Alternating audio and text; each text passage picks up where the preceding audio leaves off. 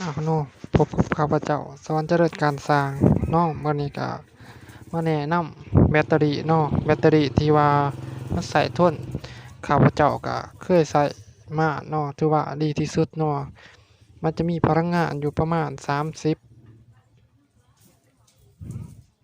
ขนาดแท่งไฟมันจะมี DC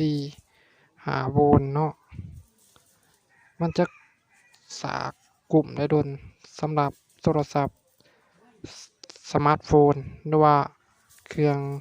ใช้ Android เนาะคุณประโยชน์ของมันก็มีหลายอย่างเนาะมันก็เป็นแบตสำรองสำหรับเดินทางบ่มีสายชาร์จบ่ก็พกนำถือไปได้เนาะนี่ก็คือแบตสำรองเนาะ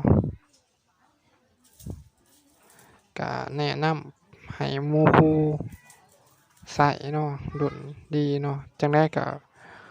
อย่าลืมกดไลก์กดแชร์แล้วก็กดติดตามเด้อเพื่อเป็นกำลังใจให้คลิปต่อไป